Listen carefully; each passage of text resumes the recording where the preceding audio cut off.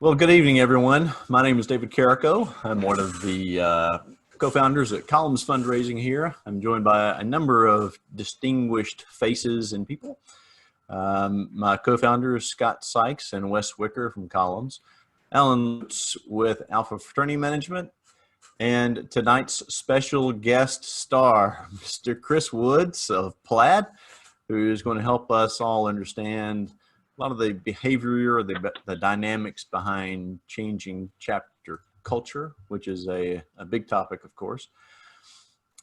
This is the last in a four-part series designed to help fraternity and sorority leaders navigate the COVID-19 housing environment, to provide members with an uplifting and lifelong experience that is of benefit to them.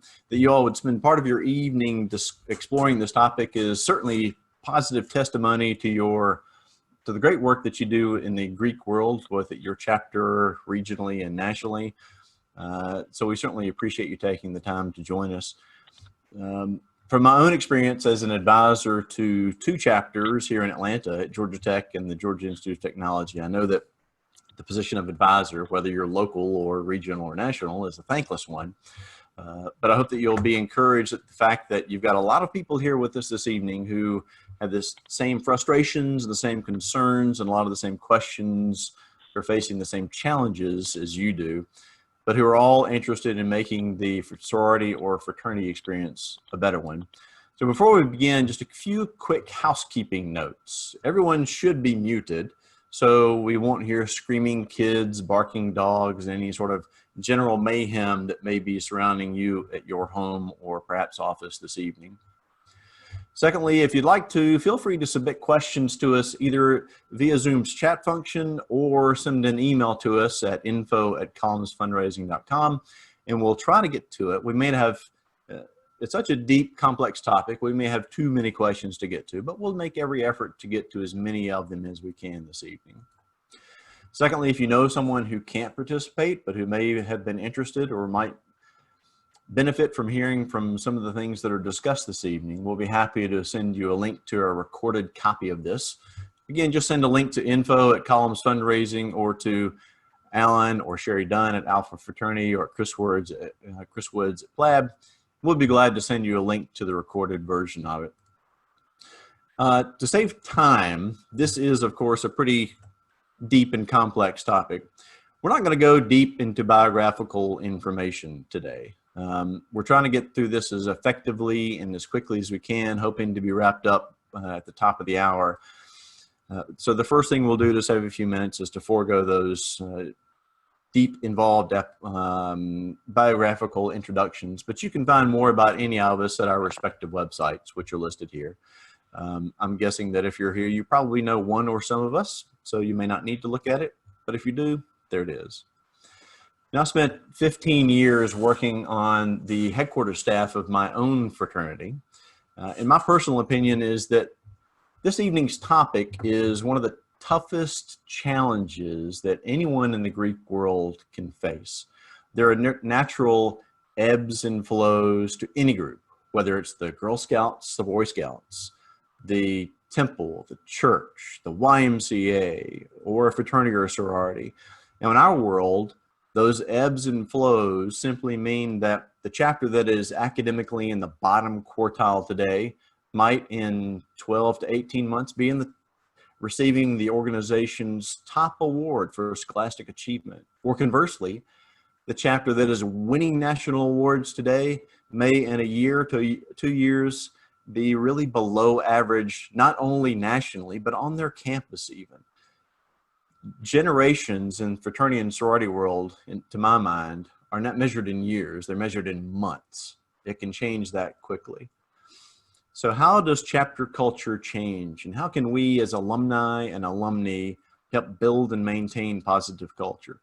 Tough questions, to be sure, but we'll see what sort of headway we can make on them tonight. To get us started, I'm going to call on Alan Lutz with Alpha Fraternity Management to talk a little bit to provide some introductory background on what we're here to talk about. So Alan, you'll take it away from here. Thank you, David. Appreciate the introduction, and I think this is a really valuable topic to discuss, something that we all wrestle with. And one thing to understand is that we're really trying to create a framework here for what is a successful and sustainable group, and what are the key traits that we need to focus on so that we can have long-term success, and especially in the face of COVID-19 and some of the changes that we're looking at with this. And as you mentioned, this is part of a series of webinars we're providing to address those topics. And we really feel that, you know, some of the core principles of having a sustainable, successful chapter come down to membership, having a consistent membership base on campus that grows or stays above the campus average for the fraternities or sororities on the group. Consistent occupancy in the chapter house, filling it year after year. And in doing that, that's providing financial stability.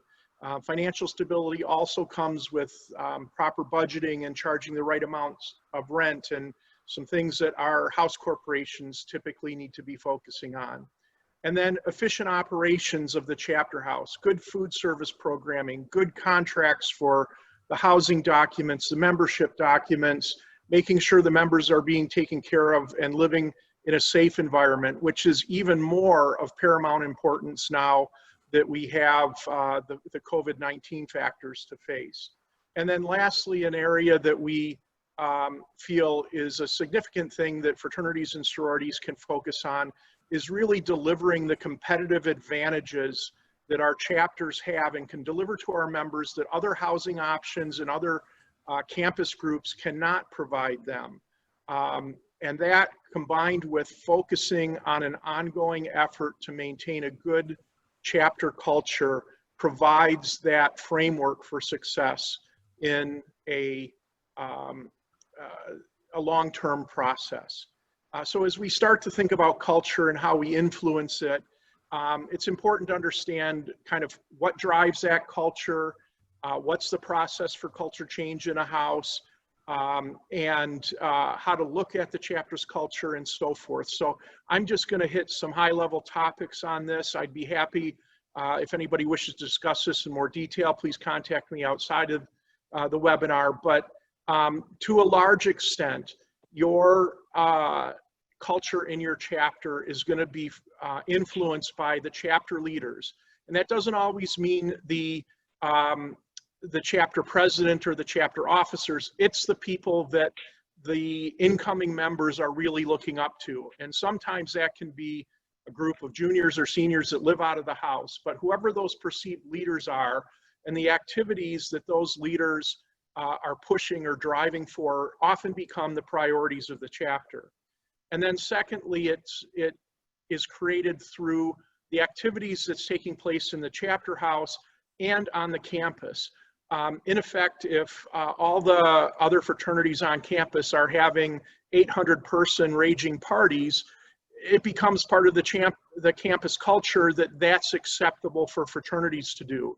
And in face of that culture, or some very vocal members in the chapter that are driving it to a culture, you know, that's going to take over. So if there isn't a concerted effort to teach a culture and have an expectation of culture, Chris is going to get into this, but if there isn't that concerted effort, the priorities become the priorities of the dominant people in the chapter.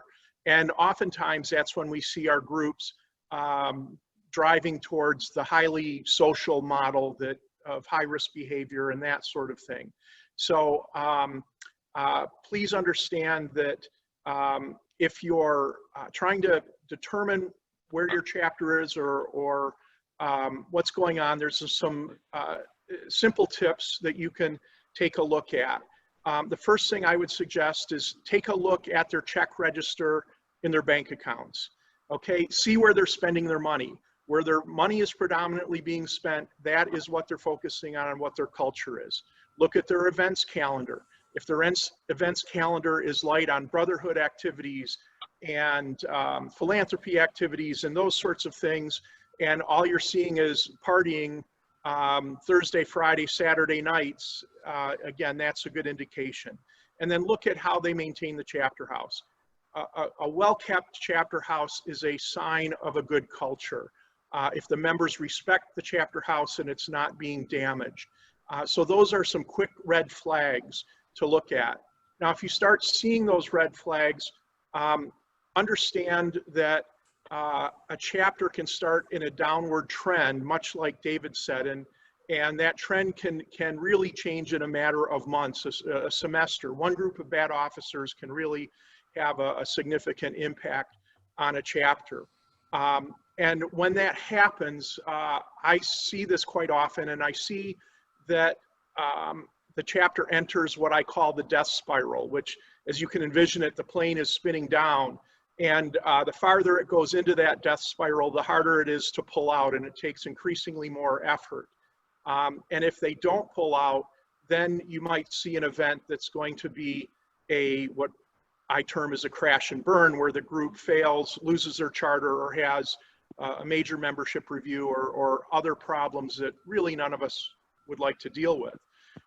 So we'd like to focus tonight on sharing some information with you on how to assess your chapter, how to take some steps to get it before it enters the crash and burn phase, and hopefully have a much better experience for your members. The last thing I want to leave you with is understand the significant cost and effort that it takes to revive a chapter that is crashed and burned. Most people don't understand that for an average chapter on a large public campus, to make your way through that period where the group is not in the chapter house, to reestablish the group on campus, nurse them back to health and to where they can refill a chapter house, that is often on average, $150,000 to $250,000 expense, as well as taking huge efforts from the alumni members to recolonize and get all of that back on track. It would be much wiser to spend a little bit of time and effort each year to craft the culture you want, explain those expectations, do some of the things that Chris is going to tell you about, and avoid that huge expense. And more these days, when I see groups failing, I'm seeing the alumni groups kind of throwing up their hands and saying, we're done. We're going to sell the chapter house. We're just too tired and beat up about this sort of thing. And then we're at a situation where we've lost the chance to give young men and women the good experience that we know our groups are about. So with that, we're going to let Chris dig in, and I'll turn it back over to David and Chris from here on. Thanks. Great. Thanks, Alan. All right, so Chris, if you're ready, I will stop sharing my screen here so you can share your screen and pick up where we left off here. And as I mentioned before, we're especially glad to have Chris here today because he brings a more academically well-versed background into this than most people do. So we appreciate Chris and the folks at Plaid joining us this evening to dive into what is really a very dynamic and very interesting topic. Well, thank you very much. Very excited to be with you all this evening and appreciate everybody being on the call. I do want to confirm, David, you can see my screen now, correct? Correct. Fantastic. Okay, well, let's get started. Wonderful introduction, and Alan, I really appreciate you kind of setting up the conversation in regards to the challenges that you face in addressing chapter culture. One of the things that is most difficult is no surprise, changing the paradigm of young people. Very difficult, and we'll talk about why that can be so difficult. And my intention is to kind of give you a crash course in understanding first, what is culture, where does it come from, what is it made up of, and then what are the organizational dynamics that make up an organization's culture, and then talking about how we can address some of the big potential dysfunctions that exist within chapters that we work with, and then giving you practical examples and tactics on how to go out, and if you do decide to help influence a culture and help positively elevate a chapter's culture,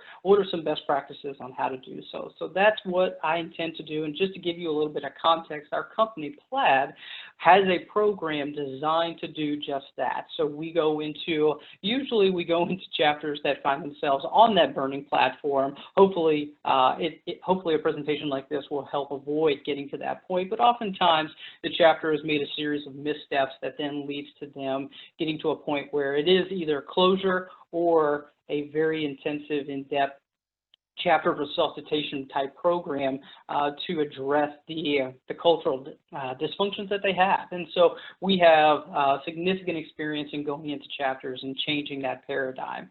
So with that, let's start off with what is culture, right? We've all heard the term culture, and we probably have some ideas of what culture is, but let's kind of take a look at that. Really, culture are the unspoken expectations on how we act, how we behave, how we treat one another. It's how we do things based on traditions within our chapters. When you walk through that front door, you get a feel for it just right off the bat when you take a look around and you start to witness the behavior. You know, are the people, you walk through the front door of the chapter house, and I love that in recruitment was, don't be sitting down. Don't be just watching the football game. Be up, be talking, be active. That's automatically an aspect of their culture. It's the perceived notions of what is important and what is not important. What are the expectations that they set for one another? And really, it's a pattern of shared assumptions. It's everybody assuming everything. It's assuming everybody's thinking the same way they are as it relates to the operations of the organization and both the purpose and principles of the organization. We're going to talk more about that. But culture is really established by past experiences and assumptions that the members believe to be true.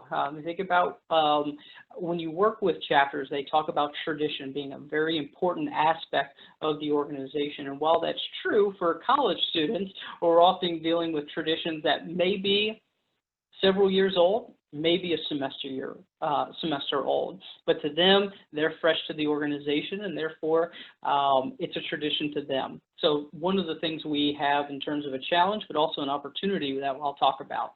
And really, culture is enforced by individuals exhibiting predictable behavior. So I expect my sister, my brother to be doing this and behaving in this way. And I trust, essentially it comes down to trust that they will continue to do that. Here's how we operate our chapter meetings. Here's how we do recruitment. Here's how we participate in intramurals. Here's our reputation that we want to have on campus. It's all of those different behaviors that we predict our brothers and sisters to exhibit those behaviors in a fashion that satisfies our expectations. So that's really where culture is coming from. Now, here's how we can kind of sum it up for you. First, an organization's culture really comprises the interlocking goals, roles, processes, values, communication practices, attitudes, and assumptions. So I'll let that sink in for just a second. Okay, there's a lot going on there, but that really is what encompasses culture. And at the same time, the elements fit together as mutually reinforcing system and combine to prevent any attempt to change. Now that's really interesting, right? We've got all of these different aspects. We've got all of these different things, these preconceived notions, these assumptions on how things work, and they fit together to prevent change. From an individual perspective, we are comfortable with that culture because it makes us feel good. It makes us understand our place and our roles. So those are the types of aspects within the organization that we really like. We like to know what that is. So, so at this point, we are going to move forward and let me see here for just a second. Here we go. Okay. Okay. So now let's talk about change for just a second. So I mentioned that culture prevents change. It really wants to ensure that change does not happen. But why are we resistant to change? Well, I mean, and we're all dealing with a lot of change right now, everything going on with COVID. Why do we are naturally resistant to change? Well, it's because, you know, it's hard. It hurts, how will we feel? Well, we're comfortable where we are. We fear the unknown. We don't know or understand the reason for change. We're automatically going to be resistant to it. How do we feel when presented with change? Well, we tend to feel very critical, defensive, resistant, and we seek clarity and purpose. Why is this happening to me? Why are we changing? Which is really important. And then when are we willing to accept change? And really this comes down to when we understand what the return on investment is, then we'll start to accept some of that change. Okay, I'm going to get a larger return on investment, so therefore I will change. Or when we're forced to change, or when we're being told that we don't have an option to change because we perceive the negative consequences as greater than not changing. And so that will force us to, and in a lot of ways, we're willing to accept change when the people that we care about and trust, our peers, change. And so once we know it's okay for them to do it, then we feel more comfortable, because it's difficult to go against the crowd. It's difficult to go against people we know and don't know in many respects. And so that's when we are willing to accept that change. Now, to talk about the dynamics of culture, we first need to make sure we have a very good understanding of what makes up an organization's culture, and the different pieces of an organization. And we utilize a model within Plaid called the Lodestar model that was developed by our company president, and it helps us understand an organization at a very high level. And we look at it from the point of every organization first has a purpose. That purpose is the tactical strategy. It's the focus of the organization. As you can see here, it's the vision, it's the mission, the objectives, the goals, strategic plans, and the roles and responsibilities, the organizational structure. It's our reason for existing as an organization. So with many fraternities and sororities, we all have very clear stated vision, mission, values, goals, and objectives. Those are our organizational purpose. That's our focus. Another aspect is our culture. Now, these are our principles, and this is really where we are starting to get into some of the intangible aspects. It's our set of values to create the tone of how the organization operates. It's our values, our ethics, our integrity. It's how we go about doing things here. And so that's what we're really primarily focusing on, but we have to know what the organization's focus is, its purpose is, before we can understand how values, ethics, and integrity play into that. And that's a key part of the programming that we do, is making sure the individuals understand what the organization is truly about. And the last part of this particular model is the operations, which is the performance. And this is a product of the first two. So organizational performance is dependent on understanding the organization's purpose, understanding its culture and principles, and then focusing on the tangible aspects like job expectations, recruitment and selection, development and training, process policies, and infrastructure. These are the systems, the processes, and the actual output of the organization, the things that we do, and the things that we have in place to operate effectively. Now, here's the most important aspect of this particular model.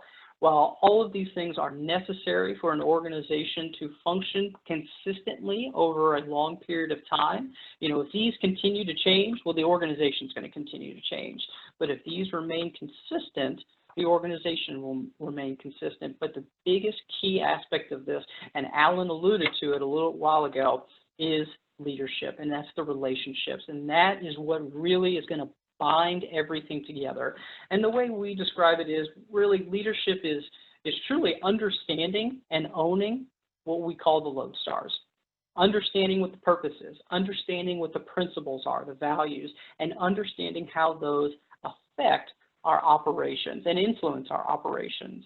And once everyone in an organization understands what those Lodestars are, and they're able to bring cohesiveness to a team, well, then leadership is truly moving everybody to and reinforcing what that organization's Lodestars are. And so let's put this in the context of a fraternity. When you've worked with a strong chapter president before, you realize very quickly that they understand what the organization is all about. They understand that this is how we operate based on our history, based on our values, based on what we've been taught in terms of processes and responsibilities of our role, and I am going to bring my members with me. I'm going to bring my sisters with me. I'm going to bring my brothers with me, and I'm going to help them understand those Lodestars as well. Because when it comes time to making decisions, if everybody's on the same page, well, then everybody can have the same expectations. Everybody understands that this is the baseline of where we're coming from. It's truly that foundation on how we make decisions moving forward. So I present that as just a way to kind of help frame how an organization or a chapter, any organization, but in particular a chapter, what these members need to know in order to move forward effectively with one another. And oftentimes, when we're working with chapters that are dysfunctional, it's those Lodestars, and I'll go back for a second, it's these Lodestars that are in conflict, right? They don't understand what the organization's true purpose is. They don't understand its values or how they apply to their chapter and their day-to-day on their campus. And they oftentimes, their operations, while they may believe they're sound, don't reflect the purpose and the principles, and therefore they're off base. They're askew from what the organization truly believes in. And I often joke around with chapters and I say, well, you can't operate like a Subway if you're a McDonald's franchise. And that's essentially the same concept. They can't go to a church if they don't believe in the religion, essentially, because it's going to be in conflict. They're going to have issues. And so that's what we're focusing on here with culture.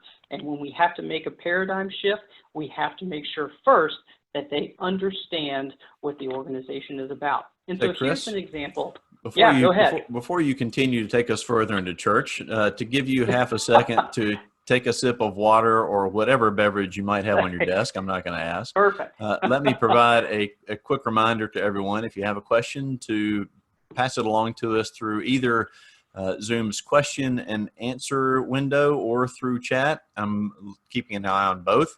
We'll be happy to answer any questions you have. It's so complex. There may not be a need for questions because it's way over my head already, but Chris, sorry to interrupt, but I wanted to give you a reason to take a sip and carry on now. Okay, very good.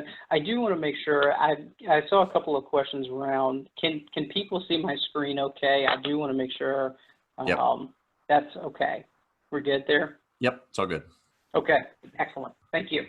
Okay, so as you can see here, we've got some examples on what this looks like from an organizational perspective. We've got the vision, mission, the goals that make up the focus, the values, the history, and the ritual. And that's one aspect of our organizations that we can really utilize to our advantage, is that we've all made lifelong oaths and commitments to living a certain way and to adhere to a certain standard based on our organization's expectations. And so in many respects, when we do these culture change programs, it makes it easier. You know, I can do a culture change program with a pharmaceutical company or an insurance company, but they don't have a ritual.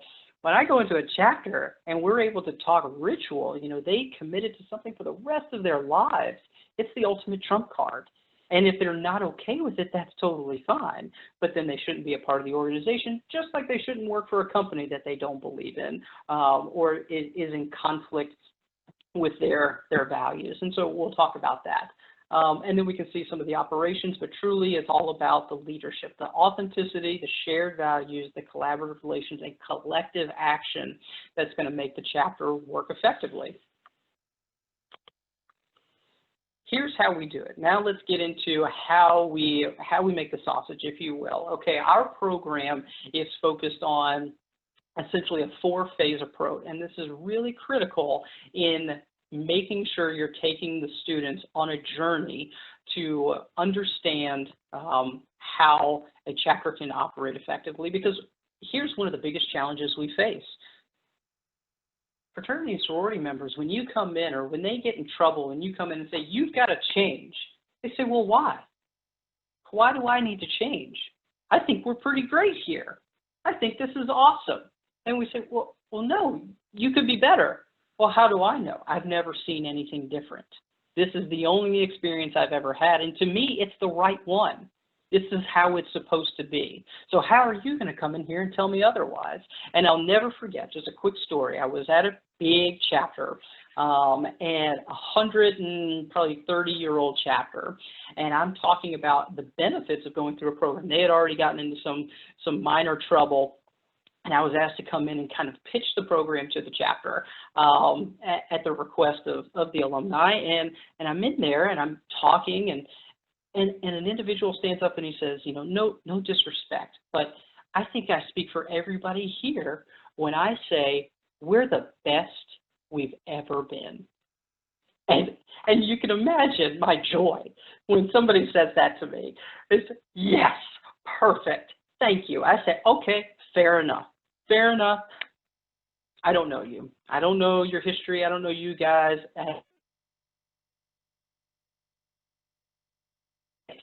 I said, first of all, how old are you guys? And they said, another guy stands up, we're 130 years old. I said, great. I said, so you're telling me you're the best you've ever been in 130 years? And they kind of looked around and said, yeah. I said, great. So you've got the best grades on campus? No. Okay. You do more philanthropic work than anyone else? No. You raise more money for charitable causes? No. You attend your national and leadership institutes? No. You had the best recruitment you've ever had or on campus? No. And it just kept going. And to the point where this guy was then embarrassed because he was like, okay, now I realize that maybe we could be a little better. Maybe there was a little room for improvement. And that's okay. And that was a really good learning moment for the whole chapter, because all of a sudden they kind of looked around at each other like, wow, that was a splash of cold water. Didn't expect that to happen. And I said, okay, fair enough. Let's move forward. And we wound up doing the program, and we were very successful with that. But it starts with self-awareness for these members. They have to understand who they are, which is they're at a critical point in their lives where they're really starting to shape who they are, what their identity is, what their value systems are, what their personality, motivations, and behaviors are like. And so we take them through that self-awareness journey so that they get to a point where they feel very comfortable with themselves, but then they also get to know their brothers and sisters in the room on a deeper level, rather than just knowing, oh, well, he's or she's from this hometown and this is their favorite beer, and they might be a business major. Okay, well, that's great. Let's get to a deeper level of understanding of one another. So we take them through that really fun self-awareness process, which then sets us up for the organizational awareness. And this is where the Lodestars come in. So now that they understand who they are, now let's understand what your organization is all about. And essentially, it's a crash course in maybe new member education, making sure they understand what the organization's purpose and principles are, what the organization's history is, and how it has led to where the organization is at today. And at the end of that, they have to make a decision. And our program is dependent on them making the choice. Our program is not mandatory. We do not it mandatory in the way that they don't have to participate if they don't want to. However, if they choose not to participate in the program, they are choosing not to be a member of the chapter. And that is really important because it gives them the ability to choose. Okay, and at any point in time, they can choose not to be a part of the program. Totally fine. We'll still be friends. But if you're not jiving and you don't believe in what the organization believes in and where it's going, that's totally fine. This isn't the place for you. And everyone sees, and what we typically see in that respect is about 10% of the chapter fades out. The members that truly just were there for maybe a social purpose, or maybe they had a brother, or maybe they were just a legacy and they felt obligated to be a part of the organization, but they really didn't believe in it. They self-select out, which is really great because it doesn't force the chapter to go through a membership review where tons of their buddies are kicked out, and it allows them to make that choice. And so at the end of the phase 2 organizational awareness, they're faced with that choice again. Are you going to balance who you are with what the organization believes in? And if you are, fantastic. Let's move forward. If not, no hard feelings. There's the door. And it's done in a very respectful but very powerful way, and we utilize the ritual as a way of reinforcing that. And then once we can move forward, then we address the team dysfunction. So what are the unique aspects of that chapter both from a personality perspective and a culture perspective on what we need to change. What are the things that are dysfunctional that are holding them back from where they want to go? And so we talk through those and we take them through a series of activities to overcome those challenges and dysfunctions. And that leads us into the fourth phase of strategic planning. Now that we know who we are, now that we know what our organization is about, now that we know how to overcome our obstacles, how do we move forward? And taking them through a strategic planning process so that gives them a roadmap on how to move forward. And one thing we've learned about working with sorority and fraternity members is that they tend to live in the present. They're not really forward thinking. You know, if they can think the next week, that's pretty good. But to think 6 to 12 months down the road, that is just not in their wheelhouse because they are very focused on the moment. And so strategic planning is a vital part of the chapter's long-term success. Hey, Chris, you bring up an interesting topic. We've got our first question actually here from Michael Furman, and I think it sort of dovetails into this. So I'll ask the question, you tell me if there's a better opportunity or a more natural position later to answer this. But Michael asks, well, I'll put it this way. Back in my day of working for the headquarters, James Owens on Sigma Nu's staff made what I thought was a great analogy. He said, how can the Bank of America expect to operate their branches across the country if they're run by 18-year-olds who turn over every single year? So Michael's question is, how do you deal with those annual changes in leadership and that short-term organizational memory? Very good question. And that goes to an aspect of the presentation that we'll get to in terms of sustaining the program.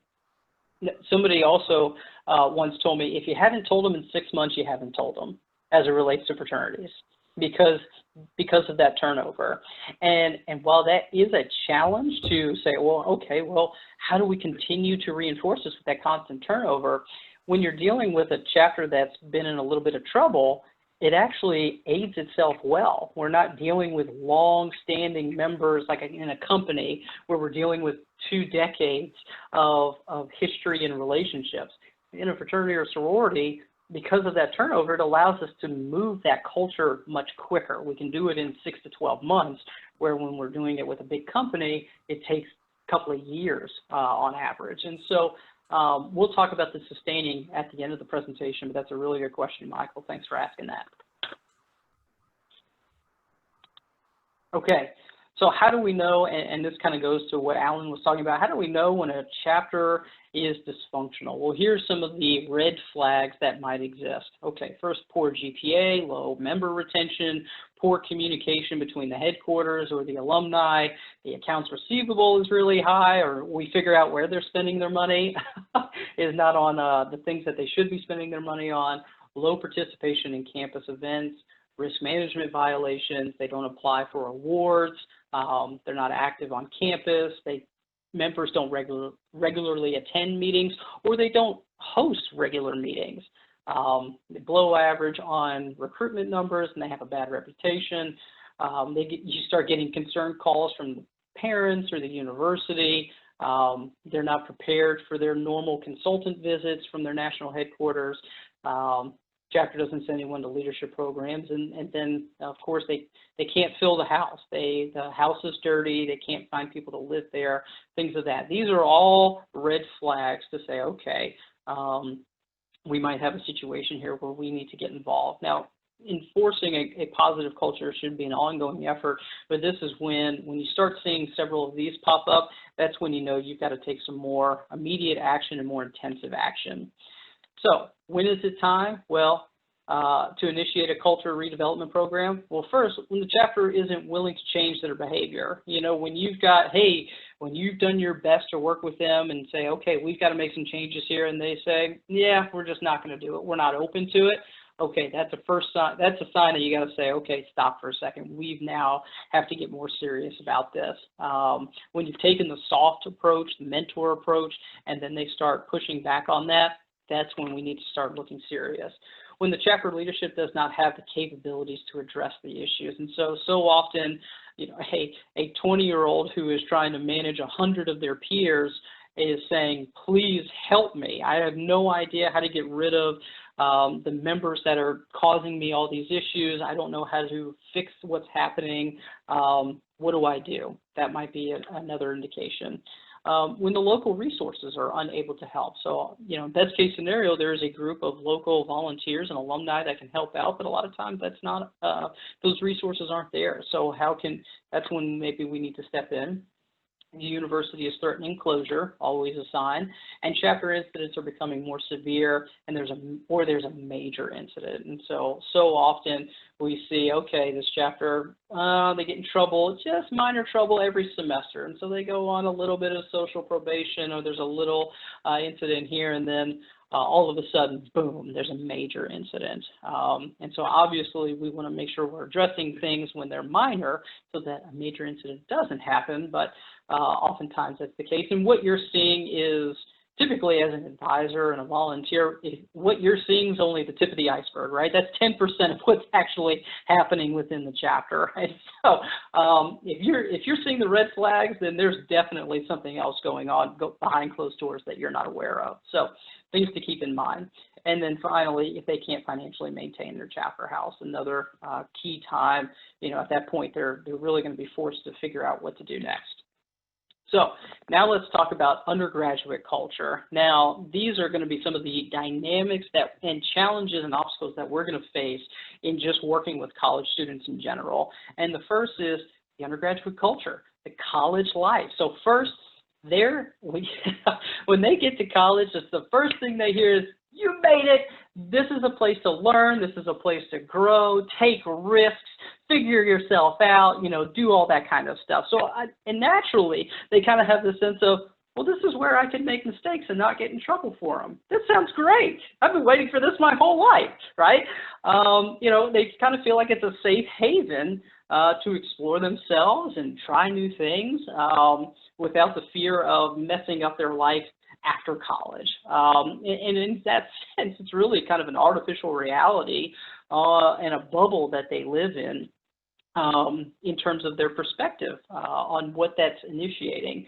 And then the last thing, unfortunately, they probably heard at some point in time that these are the best years of your life. So make the best of them, because as soon as college is over, it's terrible. And so they're really kind of like, okay, I've got to live it up. I've really got to make the most of this situation. And so those are some of the cultural dynamics and perspectives that we're going to be faced with. But then let's talk about the mindset of an undergraduate in terms of just who they are. At that age, and maybe some of you all can remember what you were like at 18, 19, and 20 years old. At that age, first, you think you're bulletproof, right?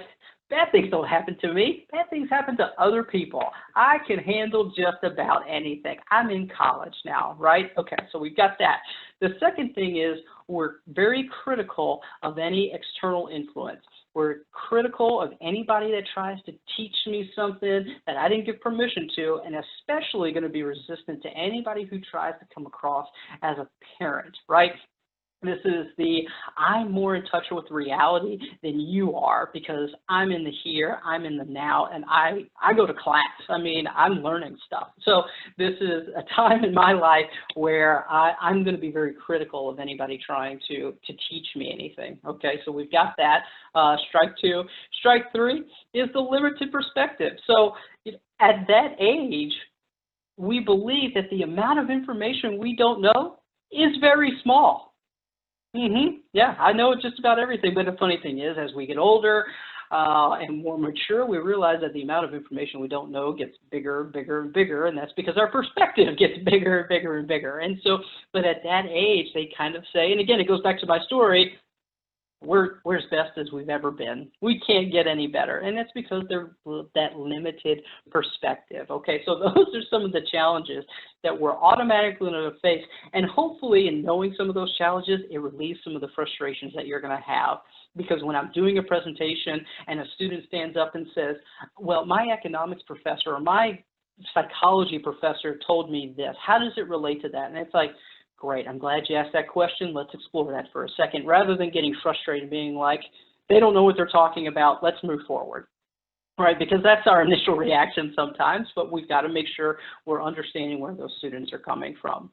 Now, the approach to, let's assume we're moving forward with a chapter culture change program, our approach has to be very specific. And the way we utilize the message delivery is key, is what I'm trying to say here. And we need to make sure we understand the personalities of the members that we're working with. And so a lot of that relates to what today's generation looks like, Gen Z. And also we utilize a personality assessment within Plaid to help understand today's college students and the participants of our program, which really kind of breaks down some of the guards and the walls that people put up, and allows you to kind of get to know them a little bit better and get to know themselves a little bit better. And one of the aspects of the Birkman that we utilize is, in a way, to help understand what their usual behaviors are. So what are their strengths? What's their good day behavior, good day self? What they would consider their personality strengths. And then we look at their deepest motivations, their needs. And so we consider this their perceptual filter, how they see the world and how they expect the world to treat them, which is very important, because when the world is treating them the way they expect to be treated, they can exhibit their normal good day self. That's the person they like to be. That's the person we want them to be. But when their needs are not being met, when they are not getting what they feel like they deserve, or the world's not treating them based on how they expect, external factors and variables and people are not treating me the way I want to, that's when students and anybody will flip into stress behavior. And that's our reactionary behavior. It's normal, it's natural, but it's controlled by our emotions. It's those feelings of frustration, of anger, of disappointment, of withdrawal, whatever those behaviors might look like. And so we look at those as a way to kind of help interpret what's happening with students. And I'm sure you may have had an experience where you're dealing with a student that's the best student in the world, great leader for the chapter, and then one day you work with them and something's gone off. Their behavior is totally different. They're not communicating effectively. They're not effective in their role. Something's going on. And that oftentimes is stress behavior taking over. Okay. And so when we talk about message delivery, here are some tips. I'm not going to go through all of these, but some of the things that we've learned specifically for fraternity and sorority members as it relates to their personalities. They have a high assertiveness, which means that they tend to be very comfortable in expressing themselves. You know, they're very comfortable in sharing their opinions, sharing their emotions, and you can see some of the contrast as it relates to fraternity members versus sorority members. But in this particular sense, the need is the most important here. Members need to feel that they own their area project ideas and changes, and that's why it's really important that a program is a self-selection type process. You self-select to be in the program, or you self-select out of the chapter. That's really important, and it fits this need. And they also need the opportunity to debate. And there will be numerous times where I'm in the middle of an educational session and someone starts debating with me. And I have to refrain from being like, why is this person arguing with me? I don't understand. Why is this person, challenging everything that I say? And it's not because they disagree. Oftentimes, it's just because they don't understand, or they have a natural need to debate. And so overcoming that. In addition, they have a high emotional energy, which means they are going to be emotional. And of course, our fraternity members will say, oh, I'm not emotional. Okay, sure, you're not emotional. You're very passionate. We'll call it passion. But they are going to be very emotional. And so they're going to need an ongoing outlet for strong subjective feelings. And you have to kind of give them that outlet, because if you don't, all of a sudden, for both sorority and fraternity members, things start to get a little bit heated. Things are going to get louder. You can see fraternity members will express anger and forcefully push back. Sorority members tend to be overly sensitive to real or imagined criticism, and feelings get hurt and they want to strike back. And so we have to be very mindful where we can't stifle their ability to talk things through from an emotional perspective. Just provide some parameters around it. So here's some adjustments that can be made from our perspective on how we can do this. First of all, all members communicate a message in a manner that's very diplomatic. members need the opportunity to discuss and debate, and so giving them the ability to discuss things is going to be very important. They'll express their opinions openly. However, they don't always want them in return, which is sometimes difficult because they'll say something and then they'll sit down and you try to address it and they're like, no, I've said my piece. I don't need to talk about it anymore. And it's like, okay, that's fine, as long as you got out what you needed to get out. And providing a disclaimer when you're communicating with them is always really important. I love saying, do I have your permission to push back? Do I have your permission to challenge what you just said? And it gives them the choice to say, yeah. They always say yes, at least typically they say, oh, I guess so. Yeah, go for it. Hit me with it, because they know that I'm going to challenge them. But asking for that permission, again, helps them kind of accept the information. So building buy-in from the top down is also really important. And so the way we do that is we first focus on the alumni. When we're working with a chapter, we want to make sure the alumni and the volunteers are in the loop, on the same page, and understand how the program is going to operate. And then oftentimes it's then working with the university and the fraternity headquarters to initiate the program, getting all the stakeholders bought in, and then going to chapter president and getting he or she's buy into the program. And again, they're not going to understand what the program is going to look like, but making sure that they support it, and then moving to the chapter officers and then to the members. And that formula and that process will not eliminate all the challenges that you're going to face with people wanting to interject their opinions, but it's certainly going to help in the buy-in process. Oh, and one thing I'll say, a lot of the organizations we work with, when they have their members begin the program, they sign a commitment agreement stating essentially, I'm going to commit to this program, and if I choose to not commit to this program, then I am choosing to self-select out of the organization. And it takes a lot of the animosity out of it, and it also takes a lot of the paperwork out of members leaving the organization. Benchmarking is a significant thing to incorporate into any educational program with college students. It needs to be embedded within. So even though they might be forced or they might be told to go through that educational program for their own good, there still needs to be rewards, incentives, and benchmarking built in to reward their participation, because they're used to that. Every aspect of their life leading up to that, they've gotten some sort of badge or trophy or award or something to recognize their effort. You've got to build that in, because if you don't, they're not going to be motivated to continue. And this is why. They have a strong need to measure their performance. That's just a motivational need that they have. And so you've got to give them that carrot at the end of the stick so that they understand what they're working towards.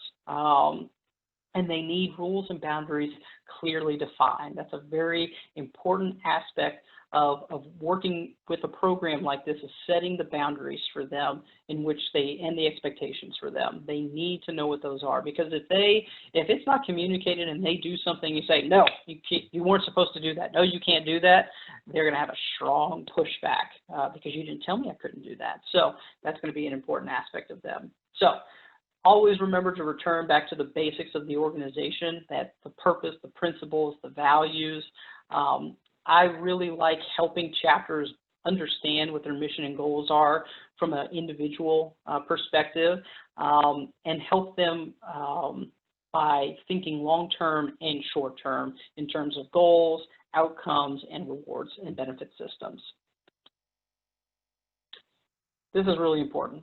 Don't anticipate eager participation in any cultural change program that you try to implement. They are not going to be like, yes, can't wait to spend time with our alumni or with our headquarters volunteers or whoever it may be to change who we are. They're just not going to do it. And especially because in their mind, you're taking away their most valuable commodity, and that is time.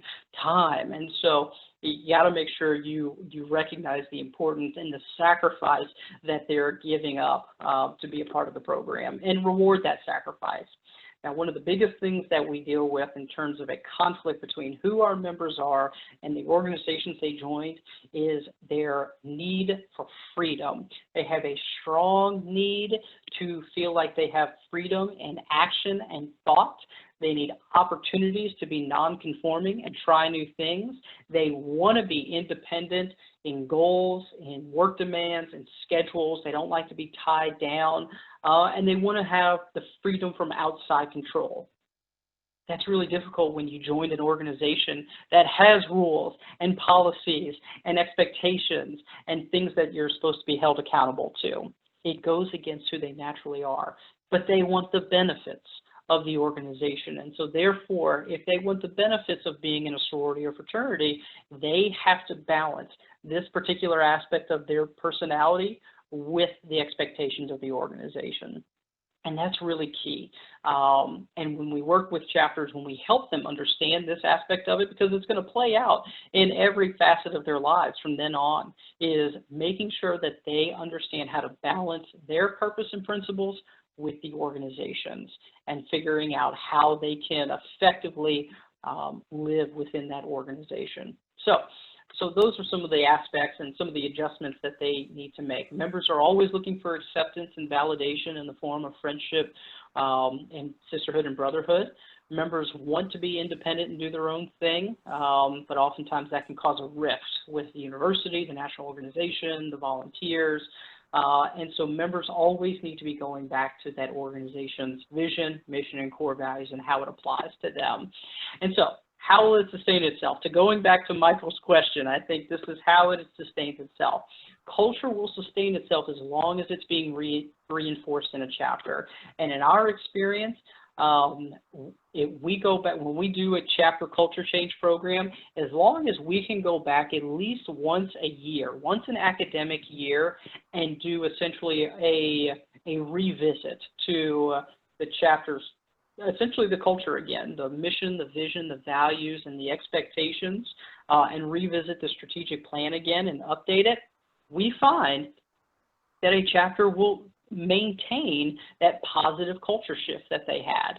And so that's our suggestion. So at a minimum, once a year. If you can do it once a semester where you take a day out of the semester, think of it as like a weekend type retreat or a one-day kind of seminar where you kind of revisit these things, especially with the new members that join the organization. Over time, the older members of the organization will then begin to teach that. So they'll depend less on an advisor or a volunteer, and they'll depend more on their older members because they've gone through that, and they will have tangible examples on how they can reinforce that culture. So the longer you sustain it, the longer it'll stay true. Okay, so I'm sure you all are tired of hearing me talk, so I'd love to answer some questions and maybe provide some more practical examples on how we utilize this program. Great information, Chris. We haven't received any other questions from participants, but again, if anybody wants to send one, do it through the Q&A or through the chat window. We're looking at both of those. One thing that is sort of tangentially related to this, you've mentioned your work in the corporate world. Do you find that those in the corporate world are just as resistant to change as undergraduates are? That is a really good question. And the answer is internally resistant, but more willing to change because their livelihood depends on it. Our members believe that their association with their fraternity is completely voluntary. It is to the organization's benefit that I am a member of this organization, where in the corporate world, you feel more grateful to be a part of that company, to have that job, to have that opportunity. And so you feel like you have more of an obligation. And so that is also part of the switch that has to be made in terms of their thinking and perspective. Interesting.